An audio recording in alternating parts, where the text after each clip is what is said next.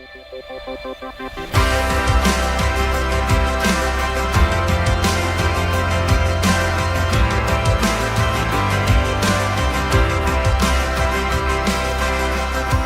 are there any strategies that you've implemented in your own church that have resulted in church growth? Yes. Share them with us. We started another service last year, Awesome. which has, a second morning service, which has definitely affected our church growth in a big way. So just by simply giving our church another option, we've seen our attendance grow with current church members, and also we've seen new people come in just by having another option. So that's one thing, for example. Did you have to raise new teams For that? for that second other service? Because it was a second morning service, Yeah. we started off by not in the beginning, but as the service has grown, we've done that. That's the outcome. The outcome is that we have more people serving. Because interesting, going back, I mean, obviously that example and what Mitch was saying, the whole sort of engagement thing, because back to church growth, if we go stats and numbers again, if churches who want to grow focus on attendance, they get less attendance. Right. That's a weird sort of thing, but if churches focus on engagement, they get greater attendance. And in conjunction with that, with the millennial thing, if you try to reach millennials, you'll get less millennials. Right. But if you empower millennials, you get more millennials. So, and the two things are working hand in hand. So just in terms of the trends around the world from a church growth perspective, so trying to getting that into the leaders going, there's an approach that's different, and it's the fathering thing, but it's also the empowering thing. It's a weird mix. And also it's the classic thing of breaking the old model of a couple of guys at the top ruling the roost, but the whole body of Christ and Meneses and empowering the whole church. On that topic of starting a second service, and maybe you can add to this as well, Mel, when do you make that decision? Do you wait? Is it the whole concept of just create space and people will fill it? Or is it wait until you know you're definitely going to have enough people to... Because it seems to be something that people kind of bounce around with for a long time, and they're concerned if they start the second service and there's only a few people, then more people won't come because it kind of has the opposite effect. And, you know, That's like a cafe when... $64,000 question. It's a really good question. Okay, a couple of basic things. And look, there's always exceptions to the rule. So basically you want to focus on momentum and expand from momentum. So it isn't so much should we have another service, but have we got momentum in our first service? So it doesn't have to be full as long as there's momentum. But I think the issue that Mel raised, that there's choice. And the churches that we've worked with, and we often say don't start a night service, start a second morning service. Because you build momentum. Why? Well, you build momentum off the time frame that actually is working. Otherwise, you're almost like planning a whole nother congregation and you're doing it from scratch. You've got no momentum, and it's also not a guarantee. And by the way, around the world, hardly anybody's doing good night services. So, that's interesting. So build off the momentum. But if you're hitting 80% and you've got good team multiplication, and you've got the resources, so you're not dragging down on your current teams, start another service. And typically we see people see almost overnight 30% growth. Wow. Because it gives option, you're engaging more people, and so. For us, doing 2 morning services, we had the resource to do that. We didn't have the resource to do a night service. Because people are already there. So they just stayed, you know, and it worked. So, Mark, I want to ask you, there's been a few different ideas and thoughts around, I guess, kicking off the church growth. I know that for a while, events, reaching the community, bringing people in was, you know, thought of the main way to go. And then there's the other thought that that's great, but when people are coming in, we're not keeping them. Like, it's connect groups and getting people planted in a connect group. For people that are watching and they're just feeling like, I just don't really know how to start this thing, but you know, I want growth, I just don't know how to go about it. Do you have any advice and tips? Another really good question.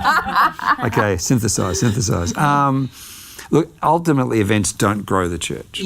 but events can be a great tool to attract, because you want an attractional church, but you also want a compelling and engaged church. So, but if you used all attraction, but there's really not a lot of, there's not a lot of substance to it when they get there. So you got to work on the substance and have the culture that's healthy and engaging, and you've got the people who can embrace and disciple and empower, so that when they're attracted, they're coming into a culture that actually has something to offer, and a community that is embracing, inclusive, what have you. So you have to have both. There has to be both attractional and compelling.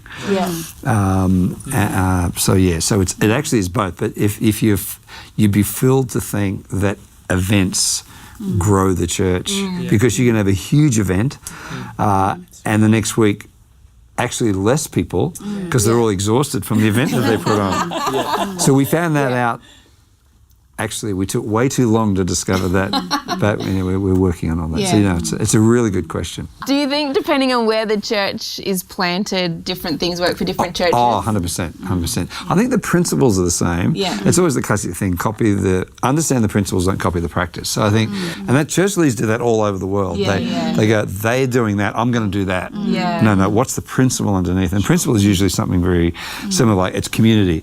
Like the Silverwater, what I love about Silverwater and the way it's grown, and even the congregations that Richard and Cathy have built, they've understood community, the power of food, because everyone eats, but that food has to be culturally relevant. And so I think if you understand that people gather around certain things, you want gathering. So it is definitely applicable or changes according to the context. Yeah, awesome.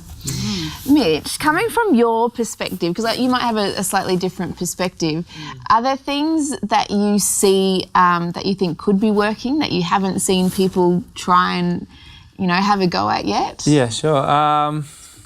That's a great question. I think there's always new things that we could do. I think we'd be foolish to think that we've discovered how to grow the church or that it's all been figured out. I think as well, God is seasonal. And I think there's what worked in the 70s, not that I was alive, but what I've read about, what I've learned about in church history. As you blew the dust it didn't work in the 90s, and what worked in the 90s didn't work in the noughties. And so I think God's always doing a new thing. There's always new wineskins. And so our job is not to try and be always completely logical and scientific about it, but actually be spirit-led. I think just constantly figure out, okay, what is God doing now? And what's the strategy he's got for this city at this time? And so I don't know what that is. It could be completely case by case. I think for youth it's different, and to different generations as well. So I really think it is our number one responsibility as leaders to be really inclined and not to rest on our own understanding. On that topic, sort of, I was talking to a pastor the other day who's in his late 60s. Now, in his perspective is that it really is all based around prayer, church growth. And so he's praying for, breakthrough in his church, and has been for many years, and feels like it's coming, and it's all about prayer. I would love actually everyone to say something about this, like in my mind, and I have access to say this to him, so I did, I feel like there's practical things that they could be doing within the church to help grow the church. We had different thoughts on that, and that's okay. But what does everybody, maybe if we could just go around, what do you think about that? I want to hear from Cathy. Prayer warrior. Well, prayer certainly is very important. One little prayer thing that we really pushed into was praying for the people that come past our church and think to themselves, one day I'll go in there. And so we really prayed into that, and we have had so many people join our church because they've thought to themselves, one day I'll go in there. But in actual fact, the biggest thing for us is the culture of the church. So our culture is that people invite. And so they invite their family that they love deeply and they want to know Jesus, and so it's actually invitation, and not the big events but the ordinary Sunday. So one thing that the people in our church know is that every Sunday at every service we'll always have an altar call. So if they finally get their sister to come with them, they know that there's at least the opportunity for her to respond. So we give them, so everybody knows, so we constantly talking about this culture of invitation, but it's also about understanding that they're all part of the, in a sense, the harvest. So we always talk about that every single person on every single team is actually doing harvest work. So we just explain that for every person who gets saved at the front of the church, it's not the speaker, but it's the whole team. It's the person in the car park, it's the person greeting, it's the hospitality team. And so we talk about it's harvest work together, so that each of us is responsible for the harvest. Because there's people in our churches who may never have the joy of actually leading someone to the Lord themselves, and so feel guilty. But in actual fact, if they're in hospitality with a beautiful smile and someone's heart is touched, that's harvest work. And so we always constantly link any salvations to every member of every team, and we found that we've borne unbelievable fruit from that. So it's been wonderful for us.